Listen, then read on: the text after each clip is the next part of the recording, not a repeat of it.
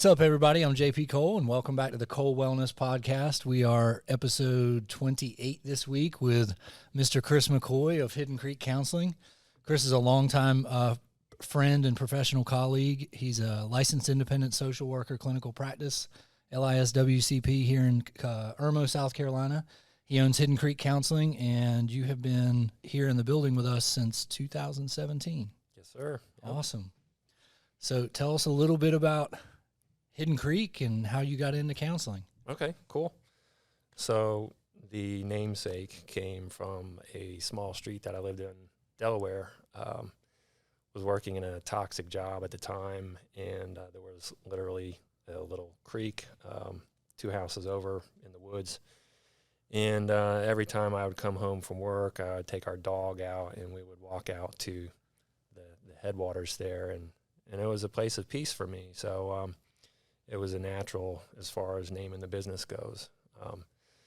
Why I got into counseling, aside from the obvious personal issues that got me in front of counselors to begin with, I just find people fascinating, and I seem to have a knack for getting people to open up and talk about what's going on with them, and identifying what their challenges are, and being an objective third person, maybe identifying some things that help people walk through those challenges. Yeah. I thought that I would be studying dreams and doing dream work at first.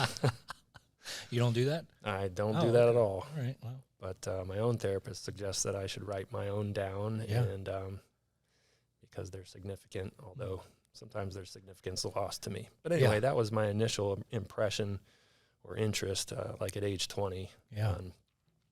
Jumped into psychology in college, and that seemed to be the one major that would keep me in college.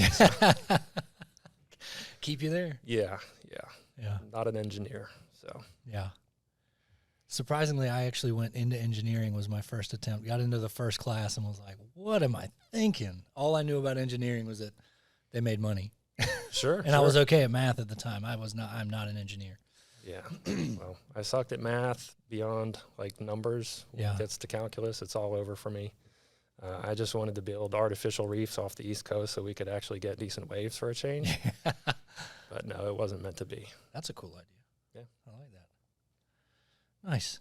Well, I jumped straight into it, but normally we start every podcast with a piece of gratitude, and my gratitude for today was the fact that I get to work with people that I care about. And, I was really thinking about that. My first couple kind of business mentors and things you often hear, like don't go into business with friends kind of a thing. And I've actually found that to be the complete opposite. And I really enjoy working and surrounding myself with people that I consider friends and colleagues. And it's been a really cool experience having you here.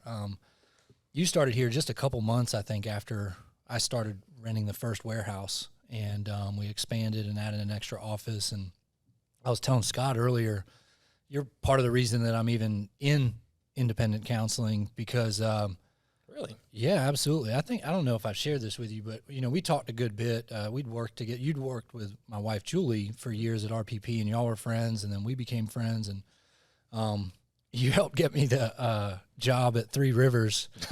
And literally 24 hours later, it was like, deuces, I'm out. Yeah, that's true. It was awesome. And but one of the most memorable things for me was you always encouraged me to finish my licensure, even just to have something that I could do part-time like you were doing for years. And the day that I finished the test, I remember I texted Julie and I texted you, and literally I was telling him like 2 minutes later, you sent me an email and you're like, here's the 10 things you need to do in order to go into private practice. Somebody shared this with me. I'm sharing it with you. And that probably saved me 6 months worth of work. I literally that day got my NPI, found an insurance, like just went, and it was like this step-by-step, and I literally copy and paste that and send that to other therapists because it was so helpful to me to get started. Cool. Could you send that back to me? Because I've gotten all of it. It was a huge resource, I mean, it was like, here's step one, just go do this. And I think I was seeing clients at the church like literally a couple weeks later because of that. So, thank you. Yeah. So anyways, very grateful for you. Very grateful for the opportunity to surround myself with people that are friends and colleagues, and it's a lot of fun. So And I remember you telling me the story about Hidden Creek. I'd forgotten about that. That's such a cool name and like a place of importance for you. And so you've been in individual counseling for since when? 15, 16? 12. 12. Awesome. Okay. And that was a part-time thing that I did a few nights a week. But I think in 2017, I made the jump to full-time. And so grateful. No regrets. Yeah. That was a big jump for you. I know that you were hesitant about it, and you crushed it. Thank you. Yeah, I'm very conservative as compared to you. And I mean, that's not saying much, but everything's conservative. yeah, we just we reached a place financially where, you know, it became a viable option for us. And, we were already, you and I, in talks for looking at places to either move into or, well, for me to come here. And it just made a lot of sense because I did not want to do full-time practice isolated by myself. Yeah. And so I stepped into a sense of community coming here. Yeah. Yeah. Well, we appreciate it, and I'm glad you're here. So cool. So, yeah, 17, you went full-time private practice. But before that, what were some of the things that kind of got you to a place where you wanted to help people individually? And do you do couples work as well? Not really. I do not do couples work. Yeah. I antagonize couples. I get them fighting, and so I don't do that. Hey, you got to know your strengths, right? That's right. I don't meet with a lot of couples either. So yeah. All right. Well, so let's see. Well, in my professional role at the time, I was doing case management, and that means a lot of coordinating and paper pushing. And I was missing the, the continuity that takes place over multiple visits. Yeah. And, even at my work at Three Rivers, it was an assessment, and they're gone, and I never see them again, and I never know what happens. So I wanted some of that continuity, and I knew that seeing people individually would be the venue for that to take place. Yeah. And so, in an office environment, as a solo practitioner, in the evenings when working professionals are leaving work, that was the time it would take place. Yeah. And I might see 2 or 3 people in a week at first and think, wow, thank God I've hit it. Yeah. This is great. I made it. Yeah. And, oh God. So, over the 5 years that I was doing that part-time, that grew into something where, okay, I was at first willing to meet whenever, wherever, and then as time went on, realized that I don't want to make multiple trips to my office in the same evening. So let's start scheduling people back to back. Mm-hmm. And then I realized I don't want to see people on the weekends. Yeah. So, okay, maybe I could do 2 nights a week. And then, it continued to go. And I think after I had a few experiences the first year where I had those existential questions like, is it really supposed to happen? Because I'm not seeing it. But, ever since then, it's just been a no-brainer. Like, yes, this is it. Keep going. Yeah. And what's your experience been like over the last 2 years? I know that there was kind of some scary pinch points as far as like, what is it going to look like for counselors? Scary pinch points. Yeah. Ouch. Yeah, that was a different time. As you know, a big part of my business is taking insurance clients. Mm-hmm. And, with COVID, as it has impacted society, it certainly impacted our professional work. I made a decision right away to make sure that I could continue doing that work professionally, virtually. And so that meant applying for the privilege of being able to do that beyond the set-aside time frame that they were allowing all providers. Excuse me. And I really loved it at first. I think I loved it for maybe the first 6 or 7 months, doing things completely virtual. And, I had maybe 2 or 3 handful of clients that were like, I think I'll just wait until we can meet in person again. But it was not a deal breaker or business killer. And, great. I just bought a truck and it was a gas guzzler, and hey, I'm not filling it up every week. That's great. I love it. Yeah. So, but there were a few things that I noticed taking place in time. A certain personal isolation that I think most of society experienced to some degree, and that started to wear on me as an individual. So, one of the challenges, just from a practical and a business standpoint, was, do I keep my office? Yeah. I'm not using it. Yeah. I know. I'm giving this guy rent every month. Thank you, by the way. And I kept bouncing off that decision, like, I'm not using this. Yeah. I don't know if I'll ever need it again, but I decided to keep it. And I'm glad I did, because, I definitely turned a corner to where I need to be meeting with people face to face. And, I again took a conservative approach to dealing with COVID, in that I was probably the last person to come back in face to face. And even still, I would say 3/4 of the people that I work with are still virtual. Yeah. But not all that is because of COVID now. A lot of that is because they are in Charleston or in Florence or Bishopville or in the upstate. Yeah. It's like, hey, you just opened up the whole state to me. Yeah. So that is a silver lining of Sure. the pandemic, in a sense. Yeah. Definitely an interesting time to be a counselor, though. Yeah, for sure. For sure.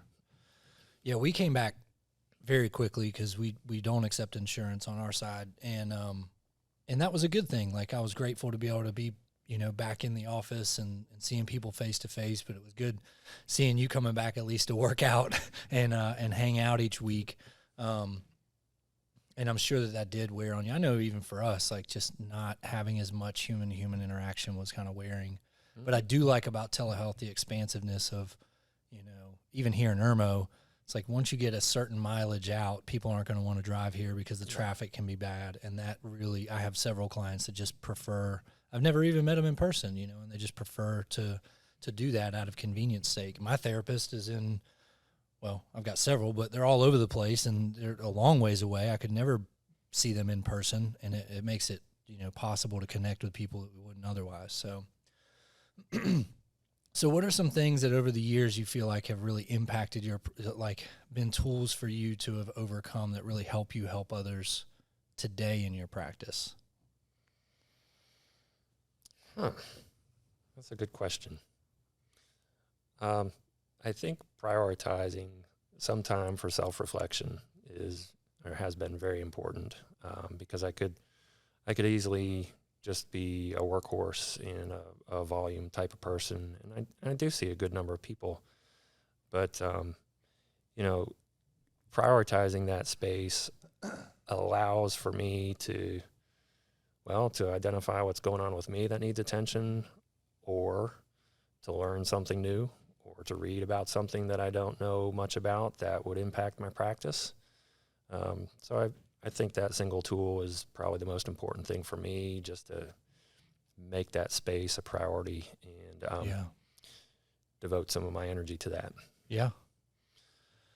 I don't think there's anything in particular in terms of a modality that's been like a game changer for me. I mean, I'm an addiction counselor as well, and having that license, I had somebody ask me about that recently. He's like, I'm going through all this time, effort, and expense. Does it make a difference in terms of how you market yourself or who approaches you about counseling? And I was like, no, it doesn't. Not at all. Yeah. It doesn't. I have never had anybody come to me and said, oh, thank God you're a licensed addictions counselor. Now I can talk. Yeah. I think it's absolutely important to have the expertise and that education and experience, but in terms of a marketing tool, no, it doesn't make a difference. Yeah, Julie and I talk about that a lot. I absolutely agree. I think it's important to get them for us so that I feel competent and up to date with addictions counseling, anxiety treatment, whatever it is that I see in practice. But I've never once had somebody be like, do you have these 4 letters behind your name or this specific anxiety certificate? Nobody cares, Mm-hmm. And they're not searching for that, but it's more, for us to be able to help others. But I totally agree with you there. I might actually have to go back on what I just said. That there's one treatment modality, the acceptance and commitment therapy, ACT, that's just really found its way into my work with most of my clients, and to some degree, most of the folks that I'm dealing with have some manner of anxiety, and that really does a good job of, well, diffusing the situations. Sure. So I actually have found a lot of value in that one. Yeah, I can definitely see that. So tell us a little bit about what kind of client populations do you work with? So if somebody was listening to this and they're possibly interested in finding out exactly what you work with, because every counselor is different. Mm-hmm. Okay. So I work with a lot of working professionals, healthcare professionals and attorneys. And in fact, this morning I had the realization during my third session, I was like, you are my third appointment today, and you are my third attorney today, too. So found a niche. Right. Some of that's because I've been involved with the South Carolina Bar's Lawyers Helping Lawyers program and done assessments for them for a number of years. But some of those folks do end up becoming counseling clients. But others just find me out of the blue through Psychology Today or through word of mouth. So aside from attorneys and healthcare professionals, I've had a couple of aviation professionals, business owners, a few college students, moms and dads. And then I do some work with the South Carolina Vocational Rehabilitation Department. And, that opens up a lot of different fronts there where I might be working with corrections officers who are seeking counseling for PTSD because of multiple work-related assaults that they've gone through. Yeah. Or it could be people who have spent 20 years in prison for murder who are, reintegrating with society.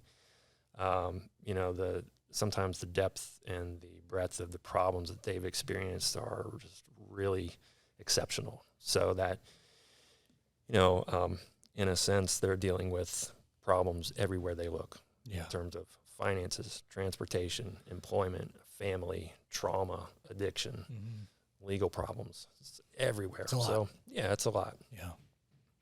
Whereas with all my other clients, it's typically 1, 2, or 3 moderate to major problems. Yeah. So, And I typically see 20, 25 people a week. I try to keep things manageable. Yeah. So that I have enough bandwidth to remember, people's stuff. Yeah.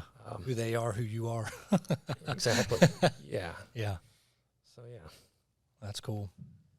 And then also you work apparently with couples that aggressively like to fight. So No. Okay, no, yeah. No, I always refer them elsewhere without even having a first session at this point. And I do the same. Yeah. It does take a special skill set to be able to manage like high conflict couples. Yeah. Yeah. I'm just not trained in that manner. And, as a sidebar, when the spouse is contacting me for their significant other to come get help, I gently direct them to say, well, let them contact me directly, because that always shows a lot of buy-in to me, and I just don't want to engage in a triangulation with any kind of codependency if I can help it. Yeah, absolutely. Yeah. So, what else was I thinking about? Earlier, you were talking about how important it is for self-reflection and self-care. And I see that in you, and I know that I'm very much an all gas, no brakes kind of person, but it very much is good having you in my network, because you are somebody that's very strategic and measured, and you say no very well, and you don't take on too much, and so you may not see it, but I've learned a lot from that. So Thanks. There could be a whole lot more yeses that I would say that I don't, because I do have people like you in my corner that I know are like, Chris would be judging me if I do this. yeah, exactly. No, 100%. Would Chris do this? Hell no, he wouldn't do this. Not in a million years, But that's really cool, and I think that's part of what makes you excellent at what you do too. So Thank you. Obviously, I don't know who your clients are or whatever, but anybody that's in our extended networks that's ever worked with you has had nothing but good stuff to say about it. So, Thank you. So where do you see, counseling going for you? Like, I know that you've dabbled in supervision, training other therapists. You've kept the office. You've made it through whatever phase of this pandemic it is. Like, where do you want it to go for you? I'm glad you asked that, because I've been thinking about that for about 6 months. I have one client who, I mean, it's almost cliche, you should write a book, Chris. Yeah. Okay. Well, at first I dismissed that, but there are certain themes that seem to come through in the work over and over again that, I think it would be wise, even if as a reference manual for myself, but or even for my kids. But maybe there's something there. I respect the guy that's telling me this, so I'm less likely to dismiss the notion. Yeah. Beyond that, I've thought about opening a group practice at times, but I realize that I don't want to manage people.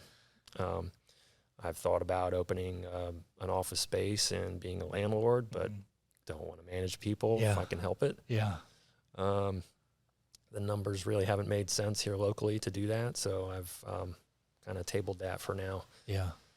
So I think there's one fantasy aspect of this, doing the camper van conversion, roving therapist all over the country.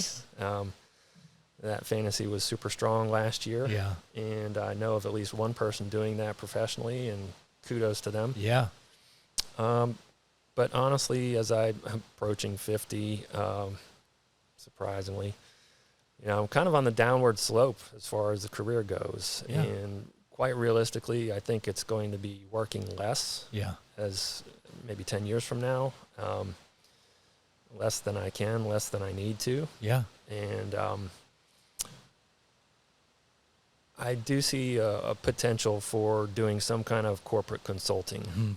And, some of the earlier conversation that we had this morning, I could see doing some of that. Sure. Like the industrial organizational psychology and things like that keep people from performing at their peak potential. Sure. So there's definitely, I've got what's the guy's name? Tony Robbins? Oh, yeah. I've definitely got a Tony Robbins angle to the way my brain works. Yeah. Have you seen his documentary yet? I have not. Oh, it's so good. Yeah? Yes. I'll see if I can find it. It's called I Am Not Your Guru, I think. It is awesome. You got to watch it. Okay. Yeah. And I was thinking about that earlier as you're kind of listing off the people that you've kind of, each therapist, we might have an idea of like what we want to do, but it's kind of the universe ends up sending you people and you end up not where you might have thought, but you listed off a ton of professionals in different fields. And so I could totally see that being a good angle for you where you could take your experience and help people with it. Yeah. Yeah. I like working with high performers who know that they need a consultant or a coach of some sort to help them break the plateau and get to the next place. Just probably like you do as a personal trainer. Yeah. Yeah, absolutely. Yeah. What do you wish that you would have known earlier in practice that you've picked up? Jump sooner. Yeah. I would have saved myself about 3 or 4 years of hemming and hawing about it. Yeah. And I think that I probably would have benefited from connecting with other people in private practice more frequently to connect with that confidence. I just didn't have the confidence. And I see that in the people that I supervise and work with in terms of, look, the business is there. Just get your license. I'm going to be referring people to you because I can't take them on. Yeah. Don't worry about are they going to be there? Yeah. They're going to be there. Yeah. They're waiting for you. I talked with somebody a few months ago and they were like, we don't want to step on any toes opening and I'm like, I'll keep you full. Like just me alone. I will. I mean, we're this isn't funny, but we're dealing with suffering human beings. Yeah. And in the last 2 years, we've talked about it, but there was this really very large population that was like subclinical that they probably wouldn't have sought out services. Yeah. And the longer this thing has gone on, it's like even in this area, it's probably tens of thousands of people that bumped up into this bracket that I do want to see and talk with somebody, and we can't keep up with it. So Yeah, that's if absolutely you are thinking right. of becoming a therapist, please, let us know how we can help you, because we're getting phone calls all the time. But I like that, jump sooner. Definitely something I'm grateful for. I'm a jump and then figure out a plan later. And that's worked out really well. I know that at times it won't, but that's something that I've heard from you and a lot of other people, which is like, you get on the other side of it and you realize, like, man, what did I have to work? That was my experience when I left the hospital and came here full time. And it was like, I was scared for about 4 days. Yeah. And then I realized that, like, I had 40 more hours open up to me. Right. And I needed to fill a handful of, and then it just took off. Mm-hmm. And so, yeah, I'm all about jumping into cold water or whatever it is. Literally. Yes, you are. We're going to get you in my freezer, Chris. Shrivel. Exactly. Well, seriously, to that question though, having a professional network is, worth its weight in gold. But particularly, it needs to consist of at least a few people doing what you want to do or what you dream of doing. I don't often feed myself the messages that it's possible, it's doable. But when I can see somebody and when they're telling me that it's possible, okay, I'm more likely to believe it. Yeah. And they can guide me. Yeah. Cool. Yeah. Awesome. What adventures do you have planned this year? Packing up my daughter and taking her to college in August. Where's she going? She's going to Western Carolina. Okay. Cool. Yeah. And that's the start of a new chapter for sure. Normally our adventures involve 4 to 6 trips around the country somewhere during the year. Nothing's on the radar at the moment, but that's not to say that we won't wind up someplace cool at some point this summer. Nice. Yeah. The last place y'all went was what? Montana, Yellowstone, all that? How long ago was that? Yeah, in August we went to Yellowstone, Grand Teton. August, God, flew my. I'm like, that was last That's week, forever wasn't ago. it? You're like, that was 1998. Right. December we went to Atlanta. Last weekend we went to Fripp Island. Nice. Yeah. Travel's a good thing for us. Yeah, we're all about some travel around here. Absolutely. We support that wholeheartedly. Was there anything else that you have thought about in conversation that you kind of wanted to share, whether or not we have listeners that are interested in counseling, being a counselor, mental health in general? Like, is there anything that's come up that you wanted to take this opportunity to talk about? Well, on occasion, I talk with people who are curious about what I do or what we do as therapists and how we got there and what kind of academic path they might take. And, just call, just reach out, ask. Yeah. And, I don't guard this like it's my precious and you can't have it. It's like there's enough to go around. I actually really enjoy having those conversations with people. And so I think that's about the only thing that's pinging on the radar right now to that question. Yeah. Yeah, I get that's I'm glad you brought that up, because that is something that gets asked a lot, which is how do you go about even becoming a therapist? And it is not a low cost of entry as far as the time, money, and work that has to go into that. So it's not something that we can keep to ourselves. It's kind of like, if you want to do it, it's going to be 5 years from now anyway. So I'm not worried about you. Right.